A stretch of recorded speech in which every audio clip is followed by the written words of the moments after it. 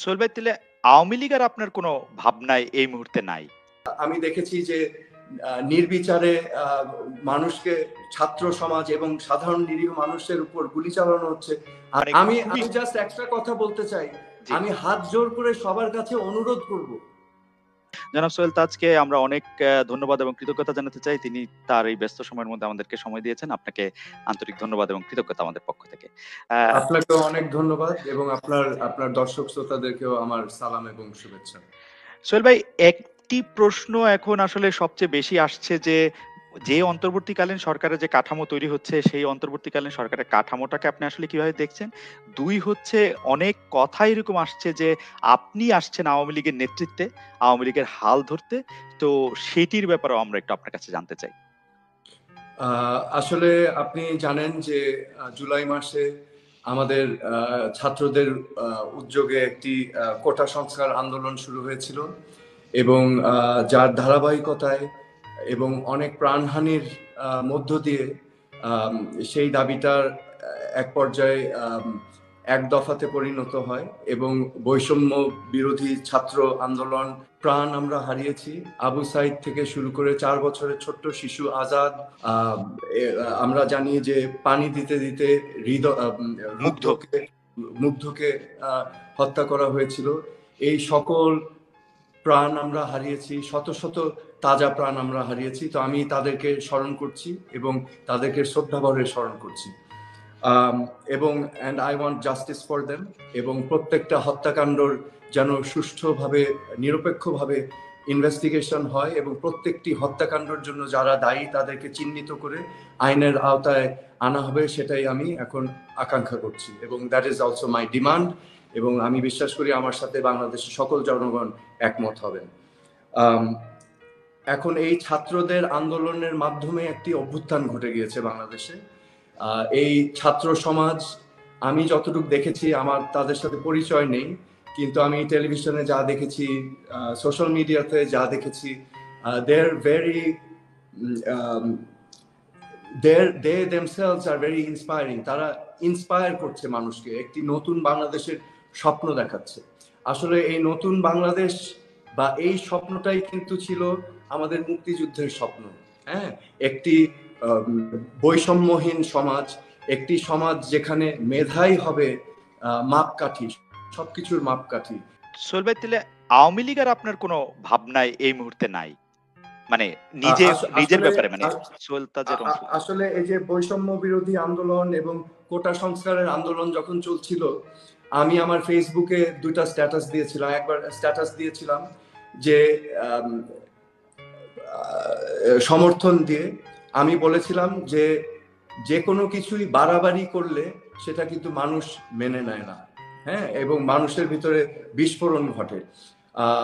এবং পরবর্তীতে যখন আমি দেখেছি যে নির্বিচারে মানুষকে, ছাত্র সমাজ এবং সাধারণ নিরীহ মানুষের উপর গুলি চালানো হচ্ছে, আমি আমার বিবেকের তাড়নায় কিন্তু আমি কথা বলেছিলাম যেন আমাদের ছাত্রছাত্রী ভাই বোনদের বুকে আর একটা গুলি না চলে। আমি এটাও উল্লেখ করেছিলাম যে আমাদের অনেক ক্ষয়ক্ষতি হয়ে থাকতে পারে, কিন্তু একটি প্রাণের তুলনায় ক্ষয়ক্ষতি কোনো কিছুই না। হ্যাঁ, একটি প্রাণ অমূল্য। সো আমি আজকে কেন এসেছি, কেন আমি আজকে একটা স্টেটমেন্ট দিয়েছি লাইভে, এটা আমার কনসার্নস, আমার একটা মরাল কম্পাস আছে। আমি সবসময় চেষ্টা করি আমার বিবেক আমাকে যেদিকে নিয়ে যাবে, আমি বিবেক দিয়েই আমি বিবেচনা করি এবং অবশ্যই আমার চিন্তা শক্তি খাটাই, কিন্তু আমার বিবেকই হচ্ছে আমার কম্পাস। তো আমি আজকে এই স্টেটমেন্টটা দিয়েছি কারণ আমি দেখেছি যে অনেক নিরীহ মানুষ, আমাদের ভিন্ন ধর্ম অবলম্বনকারী আছেন, ওনাদের উপাসনাগার, ওনাদের মন্দির আক্রমণ হচ্ছে, বিভিন্ন নিরীহ মানুষের উপরে আক্রমণ হচ্ছে, বাড়ি ঘরে আগুন দেওয়া হচ্ছে, গরিব মানুষ যারা নিঃস্ব হয়ে যাচ্ছে, আওয়ামী লীগের কর্মী যারা হয়তো কোনো কিছুর সাথেই সংযুক্ত ছিল না, তারাও এই বিভীষিকাময় একটি প্রতিহিংসার লীলা খেলায় পড়ে গিয়েছে। তো আমি স্বাভাবিকভাবেই আমার বিবেকের তাড়নায় আমি আজকের এই স্টেটমেন্ট দিয়েছি। আমি কোনো রাজনীতিতে অন্তর্ভুক্ত হওয়ার জন্য বা অন্য কোনো উদ্দেশ্য নিয়ে আমি এটা বলিনি। এটা আমার দেশ, আপনার দেশ, আমাদের সবার দেশ। আমরা সবাই চাই এই দেশটা সুন্দর হোক এবং আমাদের ভবিষ্যৎ প্রজন্ম যাতে একটা সুন্দর দেশ পায়, সেটা সবার মতো আমিও কামনা করি। সেজন্যই আমি আজকে স্টেটমেন্টটা দিয়েছি। অন্তর্বর্তীকালীন সরকারে যদি আপনাকে যোগ দিতে আহ্বান জানানো হয় তাহলে কি আপনি সেটি বিবেচনা করবেন বা ভেবে দেখবেন, বা অলরেডি অন্তর্বর্তীকালীন সরকারে আপনার আপনার অন্তর্ভুক্তির জন্য কেউ আপনাকে যোগাযোগ করেছে কিনা? না, আমি আসলে এই নিয়ে চিন্তাও করি নাই, আমার সাথে কেউ যোগাযোগও করে নাই। এটা আমি অ্যাকচুয়ালি বিবেচনাই করি নাই। জনাব সোহেল, আপনি আপনার লক্ষ্য, এই শর্ট টার্ম লক্ষ্য, আপনি খুবই অর্গানাইজড মানুষ। আমি দেখি যে আপনি আসলে মানুষের স্বাস্থ্য নিয়ে, সচেতনতা নিয়ে, রাজনীতির বাইরেও সামাজিক সচেতনতা নিয়ে আপনি অনেক কাজ করেছেন। আপনি আপনার লক্ষ্য কি ঠিক করেছেন এখন, ২ মাস পরে, ২ বছর পরে বা ৫ বছর পরে? আপনার জন্য আপনি কি লক্ষ্য ঠিক করেছেন? আসলে আমি যখন স্বরাষ্ট্রমন্ত্রীর পদ থেকে রিজাইন করি, সেটা হচ্ছে ২০০৯ সালের ৩১শে মে। তারপর আমাকে অনেকে বলেছিল যে পরবর্তীতে পরে আমাকে যখন মানুষ বলেছিল আপনি রাজনীতিতে ফেরত আসেন, আমি সবসময় বলেছিলাম, দেখেন, আমি বাংলাদেশের এই রাজনীতির জন্য যোগ্য না। তো আমাকে কাউন্টার প্রশ্ন করেছিল, কবে মনে হয় আপনি যোগ্য হবেন? আমি বলেছিলাম হয়তো ২০-৩০ বছর আরো লাগবে আমাদের পলিটিক্যাল কালচারটাকে ঠিক করতে। হ্যাঁ, সো আমাদের ছাত্রছাত্রী ভাই বোনরা কিন্তু সেটা ঘটিয়ে দিয়েছে আমার প্রেডিকশনের আরো ৫-১০ বছর আগে। তো এটা একটা আশার আলো জায়গায় আমাদের সবার ভিতরে, কিন্তু আমি রাজনীতিতে ব্যাক করার কোনো চিন্তাও করি নাই, কোনো সিদ্ধান্তও নিই। আপনার বোনরা, বোন, আমাদের সিমিন আপা, উনি উনি উনি উনি উনি ক্যাবিনেটে ছিলেন, উনি সংসদ সদস্য হয়েছেন, তার হয়ে নির্বাচন করতে হচ্ছে আমাদের আপনাকে।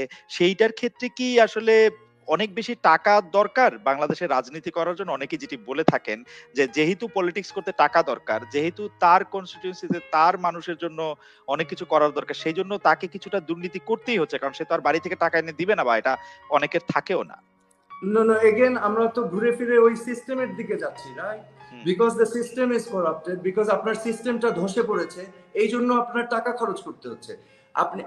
আমি অন্যদেরটা বলবো না, আমি ২ বার নির্বাচন করেছি। জানেন আমার নিজের পকেট থেকে কত টাকা খরচ করেছি? শূন্য। শূন্য।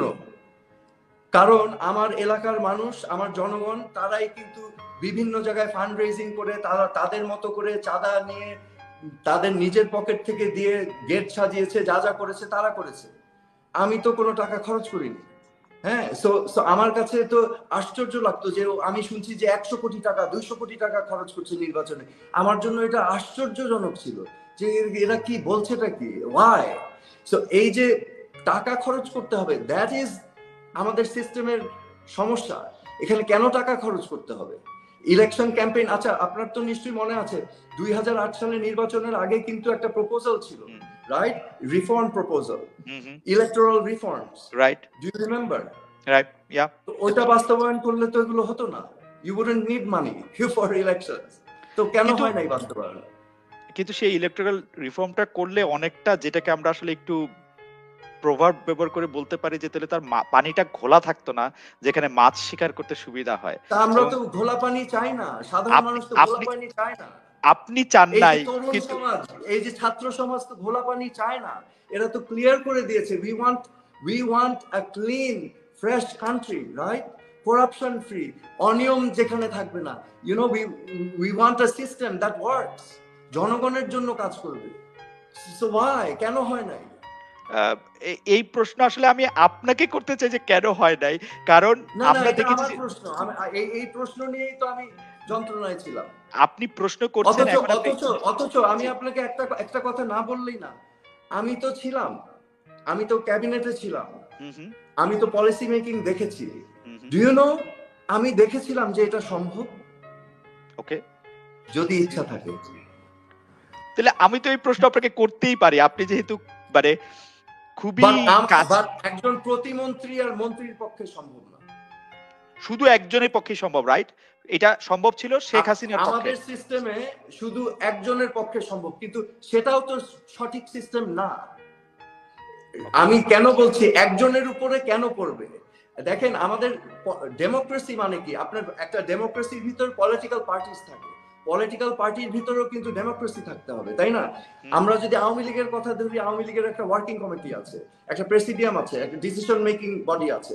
তো নিয়মটা কি? নিয়মটা হচ্ছে ওয়ার্কিং কমিটির যারা সদস্য তারা গ্রাসরুটসে মানুষের সাথে মিশে গিয়ে মানুষের পালস বুঝবে, পালস বুঝে মানুষের কথাগুলোই তুলে ধরবে পার্টি প্ল্যাটফর্মে, এবং সেগুলোকে নিয়ে আপনার পার্টির সিদ্ধান্ত গ্রহণ করবে, এবং সেই সিদ্ধান্তগুলোর রিফ্লেকশন আসবে যদি তারা সরকারে থাকে সরকারের মাধ্যমে পলিসি ইমপ্লিমেন্টেশন। সরকারের কাজ হচ্ছে রাজনৈতিক পলিসি ইমপ্লিমেন্টেশন, রাইট? রাইট, এগুলো তো কিছুই হয়নি। আমরা খুবই ইতিহাসের একটা সন্ধিক্ষণে দাঁড়িয়ে আছি বলে আমি আপনার কাছ থেকে একটু জানতে চাইছি, আপনি তো যদ্দূর আমি আপনাকে ফলো করি, আপনি তো এই কথাগুলি আজকে নতুন বলছেন না, এগুলি বলেই যাচ্ছেন, কিন্তু আপনি কি কখনোই মানে পারিবারিক ঘনিষ্ঠতার সুযোগে, আমি জাস্ট একটা মন্ত্রী প্রতিমন্ত্রী জায়গা থেকে বলছি না, সেটি কি কখনো শেখ হাসিনা, শেখ রেহানাকে, বিশেষ করে শেখ হাসিনাকে আপনি বলতে চেষ্টা করেছিলেন?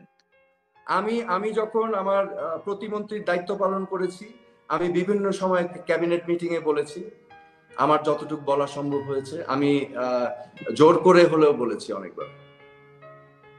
ব্যক্তিগত ভাবে আপনি বলতে চেষ্টা করেন নাই? না, তারপরে তো আমি পদত্যাগ করেই ফেললাম, তাই না? আচ্ছা, যাই হোক, আপনি আমাদেরকে অনেকগুলো বিষয়ে, আসলে অনেক বিষয় একটু আলোকিত করেছেন। আপনি যদি এখন আমরা মানে আমি জাস্ট একটা কথা বলতে চাই, আমি হাত জোর করে সবার কাছে অনুরোধ করব, আমাদের চেঞ্জ লাগবে। We need to change the political culture. আমাদের সিস্টেমিক চেঞ্জ লাগবে। এখানে আরেকজনের উপরে এনে দিয়ে আবার একই জিনিস হবে।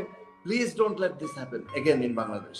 কিন্তু সোহেল ভাই, সিস্টেম তো অটোমেটিক্যালি চেঞ্জ হবে না। আপনাদের মতো যারা চেঞ্জ মেকার আছেন, তারা তো চেঞ্জ যদি না করেন, না হন, তাহলে চেঞ্জটা কিভাবে হবে? আমি এই ছাত্র সমাজকে দেখে আমি তো বললাম আই অ্যাম ইন্সপায়ার্ড যে দিস পিপল এরা করতে পারবে। এই যে একটা স্পিরিট নিয়ে তারা এসেছে, they can do it. I am very very inspired now. They inspired me যে দে ক্যান ডু ইট। আমি একটা কথা বলতাম, আমাকে যখন বলতো, দেখেন ইংলিশে একটা কথা আছে, you need to hit rock bottom. আমরা এখনো নামছি, আরো নামতে হবে।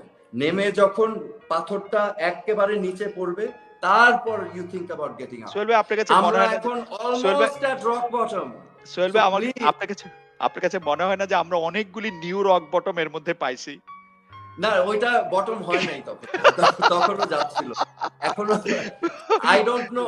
এখন আমরা যদি এই অপরচুনিটিটাকে হাতছাড়া করি, তাহলে আরো বড় রক বটম আসবে।